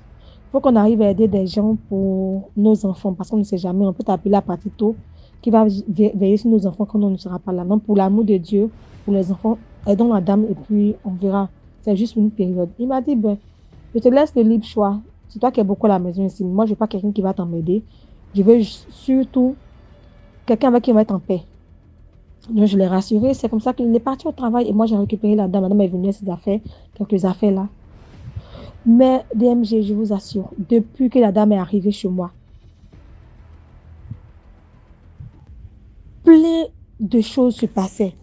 En ce moment, j'avais deux filles de ménage. J'avais une qui m'aidait pour la cuisine et une qui était là pour les enfants. Des chats pleuraient sur mon toit à des heures tardives. Les chats se mettent ensemble et ils pleurent comme des humains. Des gens marchaient sur mon toit. C'était une maison basse. Donc, quand les gens marchent sur le toit, dans la cour arrière, c'était juste le toit, il n'y a pas de plafond. Tu entends les pas des gens qui marchent à 3 heures du matin, 4 heures du matin, 2 heures du matin, qui parlent sur mon toit. Et j'ai commencé à avoir peur. Il y a une fois où on a fait le ménage avec les filles de ménage. Et puis, on a bien rangé. On a fermé la porte et on est parti dormir. On se lève le matin, il y a le sang humain dans la maison, dans la cour. On a commencé à avoir peur. Et je n'avais plus d'argent. J'étais obligée de libérer une fille de ménage. Ça n'allait pas jusqu'à ce que la seconde là, la dame en question que j'ai hébergée, je trouvais que la jeune fille là, la ménagère, causait trop la nuit avec des gens au téléphone, ça l'empêchait de dormir. Donc moi, ça ne m'a pas plu. J'ai fait partie de la ménagère pour elle parce que je la prenais comme une grande soeur. Je l'aidais à avoir des vêtements, je la soignais, elle mangeait son repas à part, tout ça. Je m'arrangeais pour qu'elle soit quand même à l'aise. Et c'est comme ça que rien n'allait. On était presque en train de divorcer. Moi, j'étais catholique et mon mari évangélique. On est parti à l'église de mon mari, on rencontrait le pasteur de mon mari à qui on a dit, comme ne sait pas ce qui nous arrive, mais on en a marre, on ne se supporte plus, on veut divorcer. Il nous a demandé de nous calmer, il est venu prier avec nous à la maison. Et pendant ce temps, on allait aussi chez moi à l'église catholique, on priait aussi avec un berger, un monsieur là, à qui j'ai expliqué la situation. Je lui ai dit, ben, cette dame-là, c'est ma grande soeur. Lui, il ne connaît pas ma famille, donc pour lui, c'était ma réelle grande soeur. Monsieur en question, là, avec qui je priais, avait déjà vu spirituellement que cette dame était sorcière. Mais il n'avait pas voulu m'expliquer parce qu'il s'est dit que c'est une grande soeur, c'est ma grande soeur. S'il me dit, ça va créer des problèmes de famille. Donc, il m'a donné des prières à faire. Et je vous assure, quand on a commencé à prier, mon mari et moi, à faire les prières, là, c'est comme si Dieu nous avait montré le film de notre vie. Tout s'est mis en place devant nous. La dame n'a pas de téléphone. C'est qu'on a hébergé. Mais elle se lave toujours dernière dans la maison. Elle se lave toujours à minuit, 1 heure du matin quand tout le monde est couché. Et elle parle avec quelqu'un dans la douche avec qui on ne sait pas. On n'a même porté attention à ça. Elle fait les choses. Depuis qu'elle est arrivée, les chats pleurent. Les gens marchent sur notre toit. Il y a des bagarres ici. Mon mari, même qu'on arrive au mai. Non, on a compris que c'était elle. On a parlé au monsieur avec qui on priait, qui a confirmé. Il a dit effectivement c'est elle. Mais comme on nous a dit que c'est ma grande soeur, il ne pouvait pas réellement nous mettre en parole. Il a fallu qu'on prie pour que Dieu nous montre certaines choses. C'est comme ça qu'on a appris que c'était elle qui faisait ça. Donc le lendemain matin, on a appelé pour lui poser des questions. On a même fait des vidéos qu'on a supprimées maintenant. Et elle a dit clairement, elle a dit qu'elle est arrivée là, puisque moi je ne voulais plus, après le passage du petit frère de mon mari qui est sorcier. Après son passage, c'est maintenant elle qui est venue, puisque je ne voulais plus quelqu'un de la famille. On ne pouvait plus envoyer quelqu'un de la famille en mission chez moi, je n'avais pas accepté. Il fallait quelqu'un qui est connu. Et elle est venue et j'ai été étudiée avant de venir. Ils m'ont prise par les sentiments parce qu'elle m'a dit, avant de venir attaquer quelqu'un, on étudie la personne, voir comment entrer dans sa vie. Et moi, j'ai été prise par mes sentiments. Ils savent que vous m'expliquez une histoire, je ne vais pas pouvoir tenir, je vais pouvoir forcément aider. C'est comme ça que j'ai voulu aider et elle est rentrée. Excusez-moi pour le thème, mais elle dit que spirituellement, elle a chié dans ma maison. Une dame qui n'avait pas d'argent, elle m'a donné un jour là 15 000 francs pour garder. Je n'ai jamais cherché à savoir où elle a pris l'argent. Elle m'a dit aussi que les 15 000 francs qu'elle m'a donné étaient un montant de travail dans le monde spirituel. Comme ça, quand je mets l'argent dans mon porte-monnaie, dans mon sac, tout ce que j'ai se perd. Je vous assure que quand j'ai perdu mon emploi, j'ai quitté mon emploi avec 3 900 000. En 3 semaines, Je n'aimais plus rien sur moi. Je ne sais pas, je ne peux pas expliquer jusqu'aujourd'hui comment ça s'est passé. Mais c'est ce qui a été. Donc, elle a expliqué plein de choses. Elle est venue tuer mon mari. C'est la tante de mon mari qui l'a envoyé. Puisque ne m'a pas m'initier. Ils sont venus soit me rendre folle pour le tuer, ou bien essayer de m'initier encore pour le tuer. Dans tous les cas, la mission première, c'est de le tuer. Mais c'est à cause de moi qu'on ne peut pas l'avoir. Donc, tout ce que moi je possède sera gâché. Je n'aurai plus d'argent. Mes activités ne vont pas marcher. Je ne vais plus avoir de travail. Mes enfants ne seront pas en paix jusqu'à ce qu'ils arrivent à le tuer pour être en paix. Et jusqu'aujourd'hui, comme je vous ai dit, mon livret de mariage a disparu. J'ai appris un jour, lors d'un échange avec une dame, que mon livret de mariage a été enterré spirituellement par quelqu'un, je ne sais pas qui. Et jusqu'aujourd'hui, je vis la même chose. Mon mari a quitté la maison. Il ne veut plus de moi. Je n'ai rien fait pour rien. Il a voulu quitter la maison. Il ne veut plus de moi. Il est parti me laissant avec les enfants. À un moment, c'était un moment, il venait dormir quelquefois à la maison. On a fait un autre enfant encore, une fille qui a maintenant 1 an. Je me suis dit que les choses allaient aller puisque c'est encore mon mari, on est encore mariés. Mais après que je sois enceinte, il est parti encore. Je suis restée seule dans l'affaire avec ma grossesse, sans emploi, avec les enfants. Ben bon, c'est juste pour vous dire que le monde spirituel est ce qu'il est. On ne cesse pas de vivre ça. Tant qu'on vit, le mal existe. Le mal va toujours exister. Aujourd'hui, je ne sais pas où mettre la tête. Comme je dis, j'ai appris à connaître le Seigneur, mais en même temps que ça ne marche pas, j'ai envie de consulter pour voir réellement ce qui se passe dans ma vie, pour voir où j'en suis. Je ne sais pas ce que je dois faire. Je suis là, je regarde la situation. Je ne suis pas loin de 40 ans bientôt, avec ces histoires-là encore dans ma vie, avec ces peines, ces tristesses, ces malheurs qui sont là chaque jour dans ma vie. À chaque fois que j'ai un petit emploi, je le perds parce que soit je suis malade, soit quelque chose qui se passe. Mais bon, c'est la vie, c'est ma vie actuellement. C'est pas quelque chose que quelqu'un vit, c'est ce que moi je vis à l'instant où je vous parle. Nous sommes aujourd'hui en 2023, en février 2023, et je vis ça encore. Ben bon, je ne sais pas quoi faire. Bon, j'explique mon histoire, j'espère que ça va aider des gens. Et si quelqu'un a une proposition pour moi, quelqu'un a quelque chose qui peut me dire, pour me sortir de là, j'écoute. Parce que je suis épuisée moralement, physiquement. J'ai perdu près de 20 kilos dans cette histoire à force de réfléchir. Mais bon, DMG, c'est mon histoire et merci pour tout. Au revoir. Merci beaucoup pour l'histoire. Maintenant, on passe à la 8e histoire. Alors, bonsoir DMG. Ça fait vraiment un long moment que je te suis sur les réseaux sociaux, plus particulièrement sur TikTok. En fait, j'ai vraiment des histoires à raconter, mais déjà sur TikTok, je ne sais pas monter peut-être parce que je n'ai pas assez d'abonnés ou d'autres problèmes techniques. Alors, l'histoire que je m'en vais vous raconter, j'ai vécu ça moi-même à Konsamba. Justement, comme tu as dit qu'il faut être discret, et je vais taire le nom du quartier. Alors, c'était une dame Bouddha qui s'est concentrée, n'est-ce pas, sur ses études. Elle a beaucoup fréquenté, elle était comptable au lycée bilingue de Konsamba. Elle était mariée. Elle a cherché les enfants pendant un long moment. Elle n'arrivait pas à son niveau. Elle avait vraiment ses moyens. Bon, elle était riche à son niveau en tant que comptable. Elle n'était pas seulement comptable au lycée bilingue. Il y avait aussi une autre banque là où elle était aussi comptable là-bas. Donc, elle avait vraiment ses moyens et son mari aussi. Et donc, vu qu'elle a passé tout son temps concentrée sur les études, à un moment, elle cherchait l'enfant. C'était un peu difficile. Bon, voilà, j'ai un peu sauté. D'abord, elle a adopté les enfants dans sa famille, en fait. Donc, elle a adopté 2 filles. Dans un premier temps, elle avait adopté 2 filles. Il y avait une qui venait d'une famille pauvre qui n'avait pas fait les études. Donc, celle-là, elle était censée apprendre la couture. Je ne sais pas s'il faut que je leur donne les prénoms. On va donner le prénom de voilà, Nina, à celle-là qui n'avait pas fait les études, et Christelle, à celle qui avait fait les études.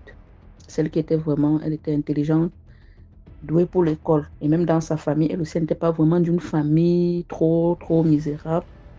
Sa famille n'était pas démunie comme pour l'autre. Donc, elle était quand même habituée elle avait une certaine accessibilité à l'argent, contrairement à l'autre. Donc, moi, maintenant, j'étais plus amie avec celle qui faisait la couture. Parce que moi-même, il faut le dire, j'étais pas moi d'une famille riche. J'étais amie, j'étais vraiment collée à celle qui faisait la couture. Même comme c'était ma grande sœur, de très loin, on s'entendait plutôt bien. Et donc, il savait que la dame en question était compliquée. Elle était compliquée. Parce que, vu que celle qui avait fait les études était habituée à un certain mode de vie, donc elle aimait bien avoir de l'argent. Ça faisait que la dame, quand elle mettait son argent, la fille piquait les sommes, donc elle lui volait de l'argent, les 10 000, 5 000, parfois même des minables sommes, mais elle prenait sans le consentement de la dame. Et à chaque fois qu'elle demandait, elle discutait. Vu qu'il y avait 2 grandes filles à la maison, elle ne savait pas qui c'était. Et à chaque fois, elle avertissait en disant que la personne qui prend mon argent va voir et tout et tout. Maintenant, celle qui était mon amie, je me dis qu'elle savait même qui prenait l'argent en fait. Mais elle disait seulement ça pour attirer son attention si elle pouvait changer ou quoi que ce soit. Et l'autre, elle était vraiment d'un teint clair, très jolie, convoitée par tout le monde. Mon amie à moi. Elle était vraiment convoitée par tout le monde. Parce que c'était les Bouddhas. Tous. Donc, à un certain âge, chez les Bouddhas, même déjà à partir de 17 ans, quand tu ne travailles pas, quand tu ne fais pas quelque chose, n'est-ce pas, on pense déjà au mariage. Ou, bon, bref, c'est leur coutume comme ça. Mais Dorian est restée, voilà, 20 ans, jusqu'à 24 ans. Elle-même, elle voulait déjà se marier. Elle avait les prétendants, tu vois. Un homme la drague aujourd'hui comme ça. Un homme la drague aujourd'hui comme ça. Et puis, demain, le gars change d'avis. Soit disant, elle devient comme si elle avait, je sais pas, comme si elle sentait. Le gars la drague vraiment comme ça, il est vraiment intéressé. Après, c'est comme si elle sentait. Elle ne comprenait pas. C'était comme ça à chaque fois. Maintenant, du côté de sa sœur, parce que les années sont passées jusqu'à finalement, Dieu a même béni la dame avec 2 enfants, que je vais justement aussi taire le nom. Dieu l'a béni avec 2 enfants, 2 garçons. Et voilà, la fille, n'est-ce pas, l'autre qui n'était pas mon amie en fait, elle aimait vraiment la haute vie. Elle-même, elle était belle, mais de teint noir. Elle aimait vraiment la haute vie. Voilà, à un moment, bam, celle qui était mon amie là, elle tombe malade. Pas malade, elle devient comme genre possédée. Donc, elle reste souvent comme ça. Elle a les cris, elle se déchire elle-même, elle se déchire le visage elle-même comme ça, là, avec ses ongles. Tu vois, le sang coule et tout, et tout, et tout. N'est-ce pas? Elle a renvoyé la fille à Bafoussam dans sa famille. On l'a amenée dans un couvent là-bas. Entre temps, maintenant, Dorian aussi, on avait eu maman là, du même village que moi. Je vais aussi taire mon village, qui était notre voisine. Vraiment aussi, elle était vraiment très pauvre. Elle se battait seulement pour joindre les 2 bouts, dans les tresses, dans tout ce qu'elle voyait. Mais elle était plutôt très aimable. Donc, elle aimait vraiment les gens. Donc, c'est chez elle qu'on partait souvent. Elle avait sa petite maison en planche. Elle avait une jeune dame, une jeune mariée aussi. Elle dit, mais Dorian, vraiment, je ne comprends pas. Pourquoi à chaque fois que les gens, n'est-ce pas, s'intéressent à toi, après, ça tourne toujours en vinaigre comme ça? Bref, elle n'a rien dit à Dorian, mais elle est sortie un jour pour ses consultations. Et le monsieur, le monsieur chez qui elle est partie consulter, dont le voyant lui dit, l'enfant que tu es en train de consulter pour elle-ci, sa tante avec qui elle vit a bloqué sa vie. Donc, elle a prévu qu'elle va seulement rester chez elle, travailler pour elle comme ça toute sa vie. Et donc, elle a bloqué sa chance du mariage. Que même comme tu vois, tous les hommes qui la draguent là, et après, ils changent d'avis, commencent à la détester pour aucune raison là. C'est ce que sa tante a prévu sur sa vie. Elle dit merde. Elle dit que oui. Et aussi, sa maman, étant là-bas dans leur village, ne peut rien voir parce qu'elle a voilé aussi les yeux de sa maman. Sa maman ne peut rien voir. Donc, mais si vous voulez l'aider, voilà ce qui doit se passer. Amenez-la ici. C'est comme ça qu'elle est partie. Elle a convaincu la fille. On l'a amenée là-bas chez le monsieur. Le monsieur a travaillé sur elle. Il a fait quelques petits trucs. Ce que je suis en train de faire ici, c'est de dévoiler, n'est-ce pas, ton visage et de dévoiler aussi le lien avec ta maman pour qu'elle aussi, elle puisse être sensible à ton sujet et pouvoir chercher. C'est comme ça que elle dit que pour te prouver, quand tu vas rentrer le soir-ci, pour aucune raison, tu ne vas rien faire à ta tante, mais elle va te taper. Elle va te battre du genre qu'elle t'a jamais fouetté dans la vie. On dit aussi ok, on va voir le miracle. L'enfant rentre le soir, sa tante, pour rien comme ça, en colère contre elle, toum, l'a battue, l'a tapé. C'est comme ça que la fille a dit, hé, elle a ouvert les yeux, elle a porté son sac. Elle est partie voir sa maman dans leur village. C'est comme ça que sa maman est sortie avec elle. On a fait des trucs sur elle. Et 2 mois plus tard, elle a trouvé un fiancé du même village que elle, qui est venu faire les choses comme ça se doit. Il a douté, il a épousé. Et puis elle est partie en mariage à Yaoundé. Maintenant, du côté de l'autre, sa sœur, qui n'était pas trop mon amie, elle est restée là-bas au couvent. Mais il y avait un autre. Mais le monsieur a dit que tu ne vas pas fuir la dame jusqu'à ce qu'elle confesse, jusqu'à ce qu'elle doit parler. Bon, le monsieur n'a pas dit ça directement, mais c'était bizarre parce qu'il y avait des traitements qu'il exigeait que non, tu vas aller à Yaoundé, le traitement doit se faire à Yaoundé et tu vas dormir chez ta tante. Mais curieusement, à chaque fois qu'elle partait chez sa tante pour le traitement, elle partait dormir chez sa tante pour le traitement, elle avait une crise. Elle va crier, elle va pleurer, elle va se déchirer le visage, se déchirer. Et toutes les blessures qu'elle se faisait là, quand elle se calme, ça disparaît. Jusqu'à ce que sa tante là, elle a fini par un jour par dire que j'avais bien dit, c'est là que la personne qui volait mon argent dans cette maison devait écoper. Ah, tu disais que ce n'était pas toi. Elle a parlé comme ça.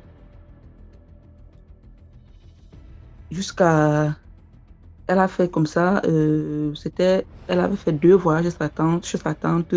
C'est au 2e voyage comme ça que sa tante a tout dit. Donc vraiment, c'est elle qui avait fait ça sur elle en fait. C'est elle qui avait fait ça comme ça sur la fille. Elle est retournée au couvent. C'est dommage parce que actuellement, je n'ai plus vraiment les nouvelles de la fille. Même mon amie, je l'ai perdue de vue. Je ne la vois plus. Je l'ai cherchée partout sur les réseaux sociaux, je ne la retrouve plus. J'ai trouvé sa sœur là, qui était possédée, mais elle ne me répond jamais. Donc, du coup, la dame, moi-même, on m'a seulement dit que c'est parce que j'ai un sang fort, je suis aussi protégée par mes ancêtres. Parce que il y a un jour, tu sais, à la Genèse, j'étais leur cadette. Tu es aussi comme ça l'enfant d'un pauvre, tu vois. Tu arrives un jour comme ça là, en entrant dans sa barre. Déjà, elle n'aimait même pas trop les visites. Mais il y avait des fois quand elle a le travail, c'est où elle vous cherche. Donc je suis arrivée un jour comme ça pour l'aider à travailler. J'ai trouvé une pièce de 500 qui traînait quelque part. J'ai ramassé et me suis dit que étant un enfant, les fêtes approchaient. J'ai mis les 500 dans ma poche. Je n'ai pas dit que je ne suis pas allée déclarer. J'ai ramassé dans la poche. Je n'ai pas déclaré que voilà les 500 là. Mais curieusement, après, malgré qu'il y avait l'autre fille là qui prenait souvent les argents chez elle et tout. La dame est venue parler de ces 500. Je suis allée me confier, qu'elle a commencé à parler. Elle est venue directement vers moi pour me dire, et elle a dit que elle va aller travailler dessus, elle va faire ceci, elle va faire cela. Donc, je suis partie me confier à notre maman là, qui était du même village à moi là, une grande soeur, c'était même pas que maman. Je l'ai expliqué, j'ai dit que c'est moi qui ai ramassé les 500 là. Mais je n'ai pas moi voulu dire parce que je me dis que, comme on dit, ramasser n'est pas volé. Je n'ai pas volé dans son armoire, je n'ai pas pris sur sa table. J'ai ramassé les 500 là par terre. La tante me dit que peut-être que c'était un piège comme ça. Dieu merci, je n'ai rien eu de grave et tout. Mais c'est comme ça que moi j'ai quitté Nkonsamba, je suis allée aussi à Yaoundé. Et des années plus tard, je rencontre. Parce qu'après ça, elle a conçu la maison où vous étiez là, la grande maison là, c'était en location. Elle a conçu une grande maison dans un autre quartier, toujours dans Nkonsamba. Elle avait prévu une fosse septique, sa propre fosse septique, et que c'était pour elle comme ça. On me raconte alors que, est-ce que tu sais que madame telle est décédée? J'ai dit que comment? Elle dit que sa propre fosse septique qu'elle a construite, qu'elle avait creusée dans sa propre maison, en balayant, elle est tombée dedans et elle est décédée. On peut dire que le mal, je ne sais pas, ça ne sert à rien de faire du mal sur cette terre-ci. Et les enfants là, les petits orphelins là, qu'elle a fait, qu'elle a prié jusqu'à finalement Dieu lui a donné. Mais le mal, je ne sais pas si c'est le mal qui l'a finalement tué ou bien si elle était dans le même truc mystique avec son mari et puis finalement son mari l'a envoyé devant ou bien. Bref, c'est une histoire compliquée. C'est vraiment un genre. J'ai même trop entrecoupé pour qu'on ne soit pas trop long. Mais c'était ça mon histoire. Merci pour l'histoire. On passe à la 9e histoire et avant-dernière histoire. Bonjour DMG, bonjour à la communauté DMG TV. Je suis l'une de vos abonnés, je suis votre émission depuis un certain moment maintenant. S'il vous plaît, la famille, partagez, likez, commentez pour pouvoir agrandir la communauté. Je suis ivoirienne, je vis dans un pays maghrébin et je suis ici avec ma mère. Je vais vous raconter aujourd'hui ce qui m'est arrivé et ça fait 2 fois que cela m'arrive. Vous voyez? Donc, la première fois, c'est que j'étais là comme ça, j'étais endormie aux environs de 3h, 4h du matin. Et c'est comme si j'ai eu un paralysie du sommeil, si je peux appeler ça ainsi. Un paralysie du sommeil. Et je sentais aussi la présence de quelqu'un dans la chambre. Mais je n'ai rien compris. Je n'ai pas compris ce qui s'est passé. Parce que, comme je vous ai dit, je suis ici avec ma mère. Et elle a sa chambre, moi j'ai ma chambre. Vous voyez? Et nous sommes aussi une famille musulmane, un truc comme ça. Donc, comme je disais, j'ai eu une paralysie de sommeil. C'est comme si je dormais, mais je ne dormais pas. J'étais endormie et à moitié éveillée. Un truc comme ça. J'ai senti une présence dans la chambre. J'étais paralysée. Je ne pouvais même pas bouger, même tourner la tête, je ne pouvais pas. Donc, c'est venu dans ma tête comme ça de réciter les sourates. J'ai commencé à réciter les sourates que je connaissais. J'ai récité jusqu'à... Et aussi, il faut dire que dans ma chambre, j'avais les écritures où il y avait les noms de Dieu écrits dessus, les quelques trucs, en tout cas, que j'avais collés au chevet de mon lit. Donc, ça a duré presque, on va dire, presque 15 à 20 minutes. Hein. Ça a duré ainsi. Et la chose là m'a dit, avant de partir, que dis merci en tout cas à ton Dieu. Parce que c'est à cause des sourates que tu récitais là et les écritures de Dieu collées au cheveu de ton lit qui a fait que tu n'ai pas pu te faire quelque chose. Parce que la façon dont je suis venue là, c'était pour finir avec toi. Il a dit, mais merde, c'est quoi ça encore? J'ai pris peur. Je me suis levée. Je suis allée prendre l'ablution. Je suis venue prier. Et puis, je me suis recouchée. Mais je n'ai pas pu dormir encore. Donc, le lendemain, comme ça, j'ai expliqué à ma mère, ah, maman, voilà ce qui s'est passé. Il m'a dit, ok, en tout cas, continue de prier. Que tant que tu demeures dans la prière, un truc comme ça, que rien ne pourra t'arriver. Il dit, ok, il n'y a pas de souci. Maintenant, dernièrement encore, il m'est arrivé, le même truc m'est arrivé encore. Maman est sortie, elle est partie au travail. Moi, je suis allée uriner et je suis venue me recoucher. Et quand je me suis couchée, c'est venu dans ma tête comme ça que tout ce qui est blocage, tout ce qui est maladie, tout ce qui m'empêche de réussir, d'avancer, je détruis tout au nom d'Allah subhanahu wa ta'ala. Je brûle tout, que ce soit dans ma vie réelle ou dans ma vie spirituelle. Je détruis, je le brûle, tout au nom d'Allah. Et puis je me suis endormie. Donc, après, quand je me suis endormie, après j'ai vécu encore la même chose qui m'était arrivée la fois passée. Mais cette fois, c'est comme si je voyais la personne, mais la personne était genre transparent, un truc comme ça.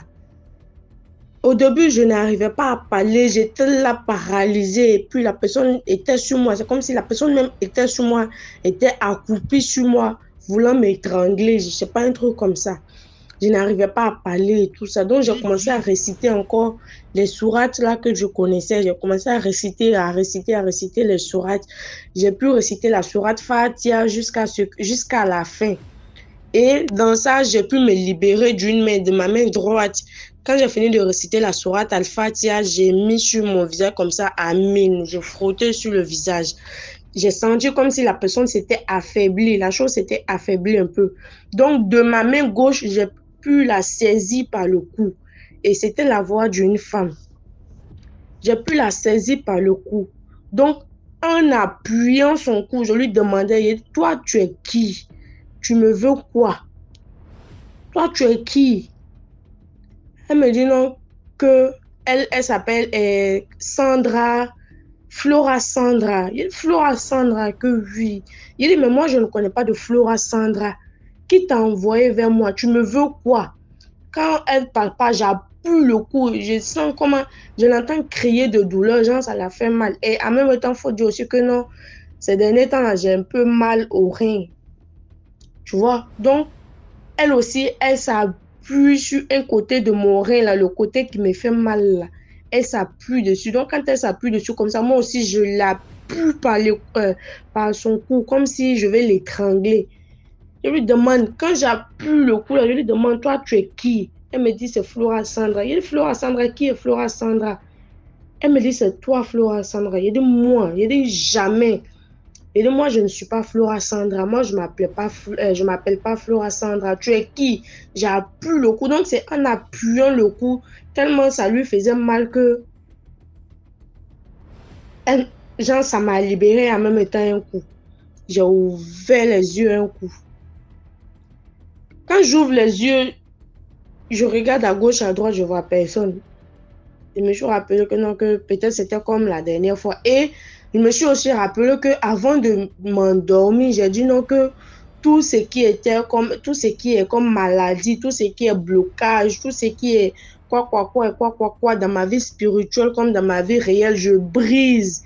Je me souviens que c'est après avoir dit ça, quand je me suis endormie, que il y a eu cette apparition. Donc, j'ai fait le lien en même temps. Je ne sais pas s'il y a un lien en tout cas, mais moi, je me suis dit que non, il doit y avoir un lien avec ça.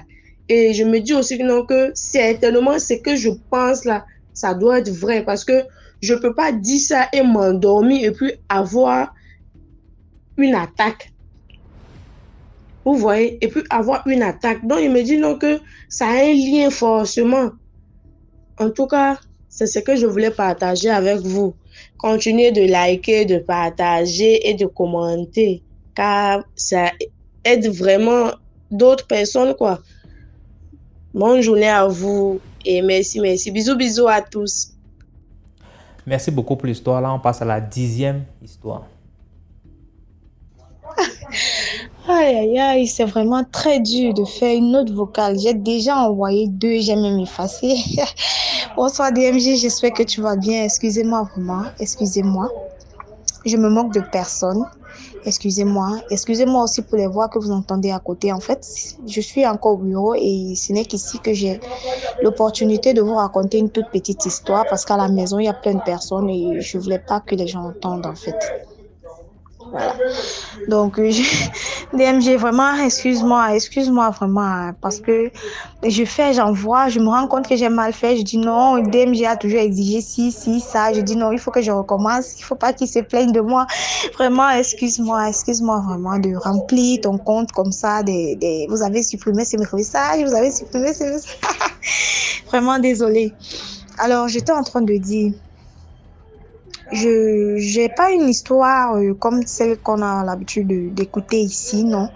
C'est un vécu personnel qui me traumatise déjà. Et donc, du coup, je viens vers vous qui êtes ma famille, en espérant trouver une solution, en espérant trouver des personnes qui pourront me conseiller quelque chose à faire pour mettre un thème à ce que je vis, voilà. Donc, pour ma petite histoire, je suis fiancée depuis 5 ans déjà. Bon, déjà, quand je me mettais avec mon fiancé, c'était pas dans le but de nous marier 5 ans après, non, ou bien 6 ans après. C'est dans le but de nous marier dans quelques mois. Mais seulement, les choses ne se sont pas passées comme on les avait rêvées, comme on les avait vraiment planifiées, non. Elles sont en train de se passer autrement. Bon, ce qui fait que jusqu'à présent, on s'est pas encore marié concrètement, on n'a pas encore eu de concrétisation dans notre foyer. On est encore là, mais on vit ensemble comme ça. Alors, quand je l'ai rencontré, depuis que je l'ai rencontré, la première année, j'avais pas de problème. J'avais pas de problème dans le sens où je n'ai jamais vraiment dormi de façon anormale. Non. Mais quand il est allé voir ma main, quand il est allé demander ma main à ma famille, c'est là où tout a commencé. J'ai commencé à observer des rêves bizarres que je faisais. Déjà, les choses se sont passées très, très, très bizarrement. Et puis, la famille aussi s'est scindée d'une façon bizarre que j'ai d'ailleurs pas compris. Mais en fait, je vais vous épargner les détails. Donc, quand il est allé demander ma main, tout a commencé vraiment. Quand je suis rentrée chez lui, il est allé demander ma main 3 mois après notre rencontre. On s'est rencontrés je vais dire 1 an après notre rencontre. Mais 3 mois après que je me sois installée chez lui. Bon, en fait, c'est ça que je voulais dire réellement. Vraiment, vous allez m'excuser. Vous allez vraiment m'excuser. Alors, on se rencontre en janvier 2018. En janvier 2019, on se fiance. Et quand on s'est fiancé, tout a basculé. J'ai commencé à pas basculer dans le sens où on s'entendait plus ou non. Non. C'est vrai, des petits problèmes, ça manque pas, il y en a partout. Mais j'observe un phénomène depuis que je me suis fiancée à lui. J'ai observé un phénomène. Déjà que les 1 an qu'on a passé ensemble, sans être fiancés, on n'était pas vraiment ensemble. J'étais à Douala, il était à Maroua. Il vivait à Maroua parce que ses parents ont investi là-bas. Donc, du coup, lui, il a grandi là-bas. Mais c'est aussi un gars du littoral comme moi, mon frère Bassa, je vais dire ça comme ça. Et lui, par contre, il a grandi là-bas. Donc, il était là-bas et moi, j'étais à Douala. De temps en temps, j'allais faire 2 semaines. Il montait, on partait à Kribi. En fait, donc, c'était ça les 1 an qu'on a passé ensemble là. En fait, les 9 mois, c'était un peu ça. Je décide donc d'aller vivre avec lui, question de mieux le connaître avant le mariage, en septembre.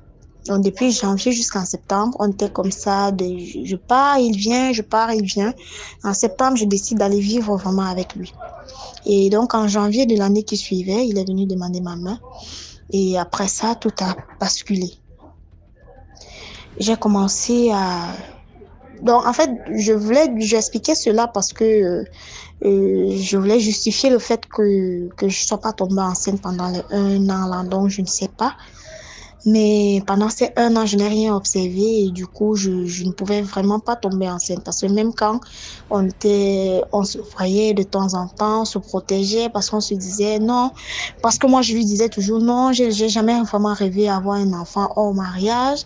Et étant donné que tu es mon mari, c'est vrai on est passé à l'acte avant le mariage, vraiment, vous allez m'excuser, mais c'est pas une raison pour qu'on ait un enfant au mariage. Donc, il faudrait d'abord qu'on se marie avant de chercher un enfant. Donc, du coup, c'était resté comme ça. On se protégeait et voilà, on faisait ce qu'on avait à faire. Alors, quand je suis allée m'installer chez lui, les données ont changé. Après les fiançailles, j'ai dit non.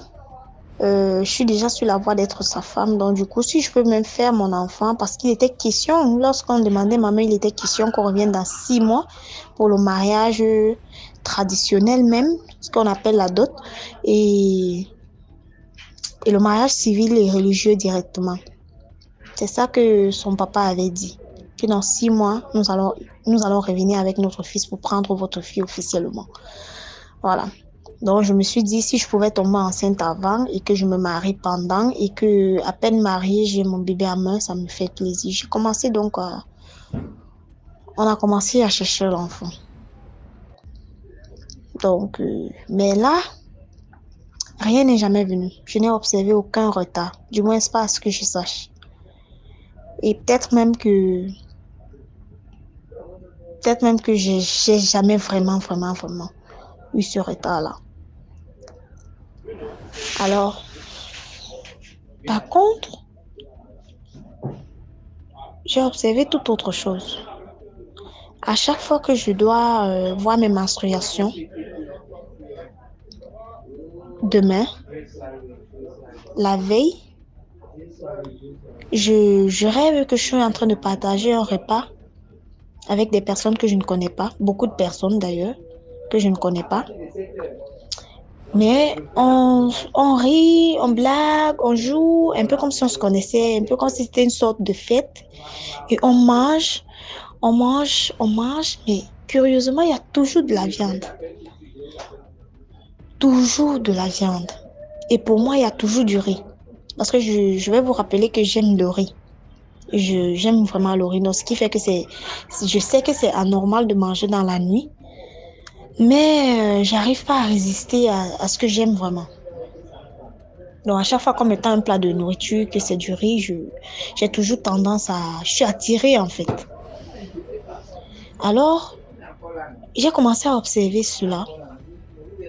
Les 2 premiers mois, ça m'a rien dit, mais à partir du 3e mois, je me rends compte que je fais toujours un rêve. Et quand je rêve que j'ai mangé la nuit, c'est-à-dire que comme c'est un phénomène bizarre, quand je vais rêver, le matin, je vais me lever, je serai engourdie, je serai lourde, un peu comme si j'ai vraiment mangé, un peu comme si j'ai vraiment fait la fête toute la nuit.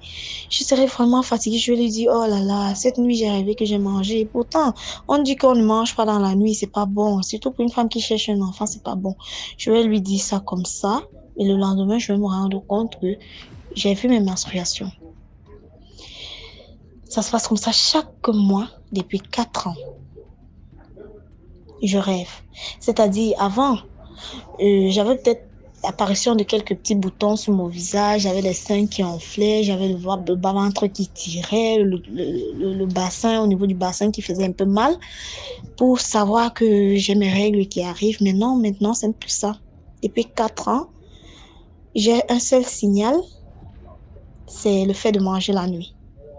Donc, parce que longtemps, j'ai attendu l'enfant. Et donc, du coup, moi, je me suis dit, j'enlève cela de ma tête. Je ne cherche plus à penser. Je ne cherche plus à savoir quand est-ce que mes menstrues sont venues. Est-ce que je ne contrôle même plus rien. Je ne compte plus mon cycle. Je ne vérifie plus rien. Donc, je ne garde pas les dates. C'est venu là, le mois passé, c'était tel jour. Le mois ci, ça va venir tel jour. Non, je ne cherche pas à regarder. Mais le signal que j'ai, que je vais saigner demain, c'est le fait de manger la nuit, aujourd'hui. Alors, aujourd'hui que je suis en train de vous faire cette note-là, hier, j'ai prié avant de dormir. J'ai dit, Seigneur, J'ai vraiment prié, mais alors j'avais mis du sérieux et je me suis couchée. Et quand je me suis couchée, ils sont venus, ils étaient 3. Ils sont venus un peu comme si l'un d'entre eux, en fait, c'était une femme qui est venue m'arrêter. Et c'était tellement réel parce que j'ai dormi juste avec une robe sur moi. Mais le reste, il n'y avait rien. Vraiment, excusez-moi pour les détails comme ça. Mais c'était la vérité. Il n'y avait vraiment rien. Point de départ.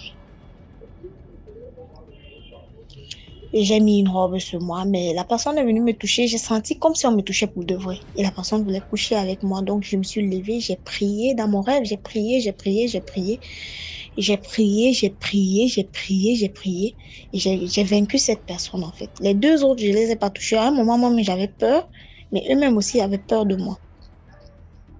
Donc, du coup, ils ne m'ont pas touchée. Je les ai vaincus. Ce midi, puisque je prends un médicament qui me fatigue tellement. Donc, quand je finis de travailler le matin, je fais mes petits comptes parce que je travaille dans l'entreprise. Pardon. Je suis comptable de l'entreprise de mon mari, de mon fiancé. Alors, quand je finis mes petits comptes le matin, là, je suis allée m'allonger un peu. J'ai une couchette dans mon bureau, là-bas, je suis allée m'allonger un peu vers 11h. J'ai donc rêvé que j'étais dans un restaurant où je mangeais du riz avec du porc. Avec une camarade une camarade musulmane. Ce qui m'a paru tellement bizarre. Mais comment est-ce que ma camarade peut même savoir? Parce que je lui ai dit, mais est-ce que tu sais que c'est le porc que tu manges? Elle dit, ah, elle va faire comment? Et dans ce rêve, j'étais tellement fière de manger, mais je mangeais avec appétit, mon Dieu. Je disais, tant que je ne suis pas pleine, je ne vais pas me lever d'ici. Je me suis effrayée quand mon téléphone a sonné à 14h10 pour aller chercher les enfants. Je suis allée uriner, d'abord dans les toilettes. Je me suis rendu compte que j'ai vu mes menstruations. Net après le rêve. Donc, je ne sais pas souvent si je suis souvent enceinte. Je ne sais pas si j'ai souvent un retard.